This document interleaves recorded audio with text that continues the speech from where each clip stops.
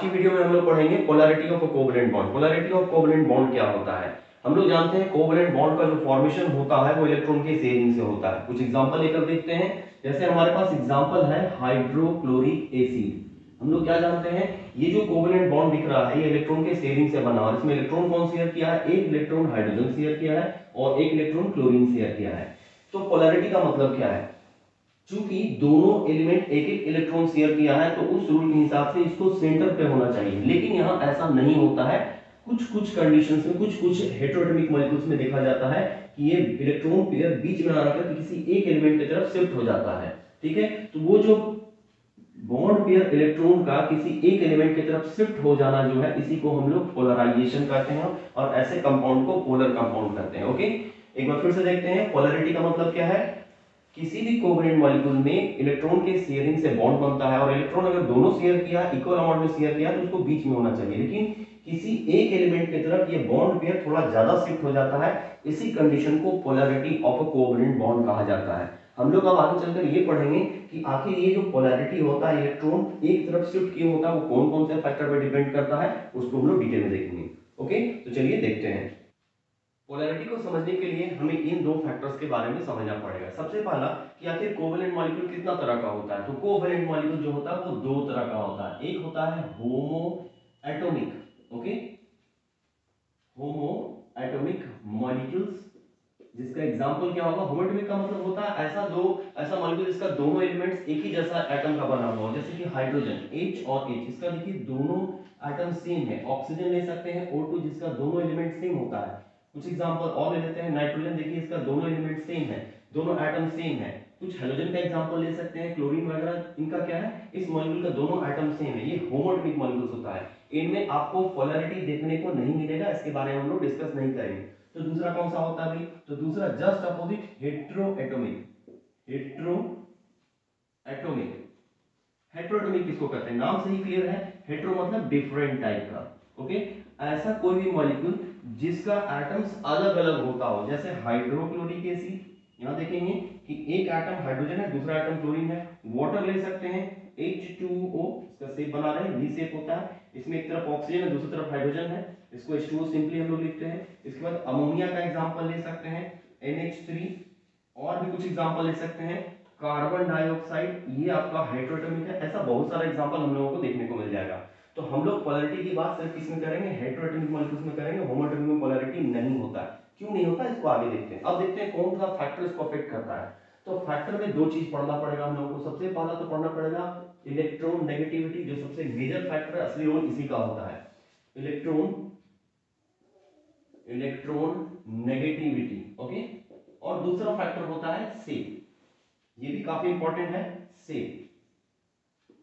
Okay, ये चार चीज हम लोगों को समझना है। इसके बाद हम लोग पोलैरिटी ऑफ कोवैलेंट बॉन्ड समझ सकते हैं। सबसे पहला क्या होता है? होमोएटॉमिक मॉलिक्यूल्स क्या है? सेम टाइप का एटम से बना हुआ। हेट्रोएटॉमिक क्या है? जो डिफरेंट टाइप का एटम से बना हुआ है। असली पोलैरिटी आपको हेट्रोएटॉमिक में देखने को मिलेगा। और इसको अफेक्ट कौन करेगा? Electron negativity. कर सकते हैं पोलैरिटी मेनली इलेक्ट्रॉन नेगेटिविटी की वजह से ही होता है। तो चलिए पहले हम लोग देखते हैं इलेक्ट्रॉन नेगेटिविटी होता क्या है। ओके, इलेक्ट्रॉन नेगेटिविटी जो होता है वो टेंडेंसी होता है किसी भी एटम का, जिसकी वजह से वो बॉन्ड का इलेक्ट्रॉन को अपनी तरफ अट्रैक्ट करता है। ओके, इसी को इलेक्ट्रॉन नेगेटिविटी कहते हैं। एग्जांपल लेके देख लिया जाए। जैसे हमारे पास HCl है, सबसे सिंपल एग्जांपल। ये जो क्लोरीन है ये ज्यादा इलेक्ट्रोनेगेटिव होता है, ये नेचर है इसका। और इसके इसी इलेक्ट्रॉन अट्रैक्टिंग नेचर की वजह से जो कोवैलेंट बॉन्ड का इलेक्ट्रॉन है वो बीच में आ करके थोड़ा सा साइड में शिफ्ट हो जाता है, जिसको हम लोग पोलैरिटी कहते हैं। तो क्लोरीन चूंकि ज्यादा इलेक्ट्रोनेगेटिव है, इसलिए बॉन्ड का इलेक्ट्रॉन को अपनी तरफ शिफ्ट कर लेता है, अपनी तरफ अट्रैक्ट कर लेता है। इसी नेचर को इलेक्ट्रॉन नेगेटिविटी कहा जाता है। ओके, अब इसको हम लोग कैसे वैल्यू पहचानेंगे, किसका इलेक्ट्रॉन नेगेटिविटी ज्यादा होता है, किसका कम होता है और कितना वैल्यू होता है? तो बड़ा सिंपल सा तरीका है। आप पीरियोडिक टेबल का लास्ट का कुछ एलिमेंट्स को याद रखिए, कार्बन, नाइट्रोजन, ऑक्सीजन, फ्लोरीन। बस फ्लोरीन के नीचे दो चार हेलोजन और लिख लें, fluorine, chlorine, bromine and iodine. Oxygen नीचे सल्फर, नाइट्रोजन के नीचे फास्फोरस, कार्बन के नीचे सिलिकॉन। ओके, ये हमारे पास कुछ एलिमेंट्स हैं जिसका आपको इलेक्ट्रॉन नेगेटिविटी याद रखना है। ओके, देखते हैं। पूरे पीरियोडिक टेबल में सबसे हाईएस्ट इलेक्ट्रॉन नेगेटिविटी फ्लोरीन का होता है, इसका वैल्यू होता है 4.0। एक बात और, इलेक्ट्रॉन नेगेटिविटी जो है इसका कोई यूनिट नहीं होता है। तो फ्लोरीन का इलेक्ट्रॉन नेगेटिविटी कितना है? 4.0 है। तो जैसे जैसे टेबल में नीचे की तरफ जाएंगे आप -1 कीजिएगा तो क्लोरीन का कितना आ जाएगा 3.0 आ जाएगा, फ्लोरीन का कितना आ जाएगा 2.0 आ जाएगा, आयोडीन का कितना आ जाएगा 1.0 आ जाएगा। और अगर हम पीरियोडिक टेबल में लेफ्ट साइड जाते हैं तो इसका वैल्यू 0.5 0.5 0.5 घटता चला जाता है। ओके, उस रूल के हिसाब से ऑक्सीजन का कितना आएगा भाई 3.5 आएगा, नाइट्रोजन का कितना आएगा 3.0 आएगा, कार्बन का कितना आएगा 2.5 आएगा। ये एक रफ वैल्यू है, एग्जैक्ट नहीं होता है। जैसे यहाँ 3 बोल रहे हैं तो इसका वैल्यू 2.9 होता है। ये कैलकुलेशन के लिए ठीक है, एवरेज कैलकुलेशन हम लोग इसे कर सकते हैं। इसके अलावा एक वैल्यू आप और याद रखिए, हाइड्रोजन का जो इलेक्ट्रॉन नेगेटिविटी का वैल्यू होता है वो 2.1 2.2 अलग अलग बुक में रहता है, लेकिन 2.1 हम लोग मान सकते हैं। तो ये कुछ वैल्यू है जिसको आपको याद रखना पड़ेगा, आप इसका स्क्रीनशॉट ले सकते हैं। ओके, अब हम लोग कुछ एग्जांपल लेकर के पोलैरिटी ऑफ कोवैलेंट बॉन्ड को चेक करेंगे। जैसे हम लोग एग्जांपल लेते हैं सबसे सिंपल हाइड्रोक्लोरिक एसिड का। ओके, हम लोग क्या जानते हैं कि हाइड्रोजन का इलेक्ट्रॉन नेगेटिविटी का वैल्यू कितना है 2.1 है, और क्लोरीन का कितना दिख रहा है, क्लोरीन का दिख रहा है 3। तो ये डिफरेंस काफी ज्यादा है, 0.9 का डिफरेंस है। तो इसमें ज्यादा इलेक्ट्रोनेगेटिव कौन दिख रहा है, क्लोरीन दिख रहा है। तो क्लोरीन बॉन्ड का इलेक्ट्रॉन को अपनी तरफ अट्रैक्ट करेगा और क्या करेगा, ये बॉन्ड का इलेक्ट्रॉन थोड़ा राइट साइड पे चला जाएगा। अब इलेक्ट्रॉन पर कैसा चार्ज होता है, हम लोग जानते हैं इलेक्ट्रॉन पर नेगेटिव चार्ज होता है, इसलिए इलेक्ट्रॉन जिधर भी जाएगा उधर नेगेटिव चार्ज शिफ्ट होगा। इसलिए इसको कैसा लिखा जाता है, आपने बुक्स में देखा होगा, क्लोरीन पर ये इसका लोन पेयर इलेक्ट्रॉन है, क्लोरीन पर हल्का माइनस, डेल्टा माइनस, डेल्टा मतलब आंशिक, पार्शियल, थोड़ा सा। और वहीं हाइड्रोजन पर क्या आ जाएगा, डेल्टा प्लस आ जाएगा। एक एग्जांपल और लिया जाए वाटर का, H2O। ओके, ये पहला एग्जांपल HCl था, दूसरा एग्जांपल वाटर। हम लोग वाटर का शेप देखते हैं। वाटर का शेप क्या होता है भाई, वी शेप का होता है या बेंट शेप कहते हैं। यहाँ ऑक्सीजन पर 2 लोन पेयर है, ऑक्सीजन का इलेक्ट्रॉन नेगेटिविटी कितना है 3.5 है, हाइड्रोजन का इलेक्ट्रॉन नेगेटिविटी कितना है 2.1 है, इसका भी 2.1 है। तो हम लोग क्या देखेंगे, बीच का जो बॉन्ड पेयर होगा उसको ज्यादा कौन अट्रैक्ट कर रहा होगा, उसको ऑक्सीजन अपनी तरफ ज्यादा अट्रैक्ट कर रहा होगा। इस वजह से ये जो लोन बॉन्ड पेयर इलेक्ट्रॉन है थोड़ा सा ऑक्सीजन की तरफ शिफ्ट हो जाएगा। किधर शिफ्ट हो जाएगा, ये थोड़ा सा ऑक्सीजन की तरफ शिफ्ट हो जाएगा।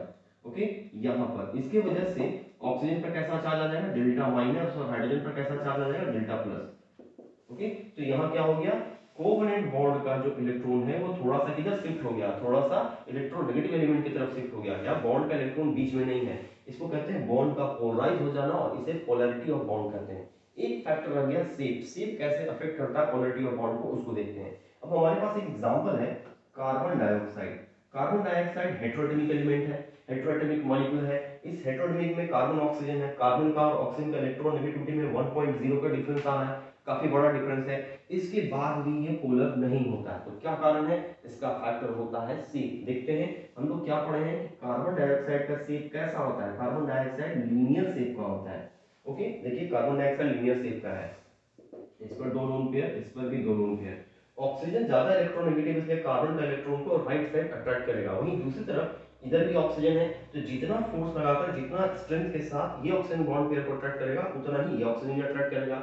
इसकी वजह से जो बॉन्ड है, बॉन्ड का पोलराइजेशन नहीं होगा। मतलब आप ऐसा समझिए कि बीच में कोई आदमी खड़ा, उसको 2 बराबर फोर्स से दोनों तरफ अगर खींचे तो वो ना राइट जाएगा ना लेफ्ट जाएगा। तो वो लेफ्ट और राइट का मूवमेंट नहीं होने की वजह से क्या होगा, इसका बॉन्ड का पोलराइजेशन नहीं होगा। तो हम लोग क्या देखें कि ये मॉलिक्यूल जो है वो हेटेरोटॉमिक भी है, पहला क्राइटेरिया को फुलफिल कर रहा है। दूसरा, इसमें जो 2 डिफरेंट एलिमेंट्स हैं उनका इलेक्ट्रॉन नेगेटिविटी भी काफी अंतर है दोनों में, दूसरा क्राइटेरिया को फुलफिल कर रहा है। उसके बाद भी ये पोलर नहीं है, क्या कारण है, इसका शेप कारण है। शेप क्या कारण बना, अगर शेप आपका सिमेट्रिकल हो जाए, जैसे लीनियर हो जाए या टेट्राहेड्रल हो जाए, तो ऐसे केस में बॉन्ड पोलराइज नहीं हो पाता है और ऐसा कंपाउंड नॉन पोलर होता है।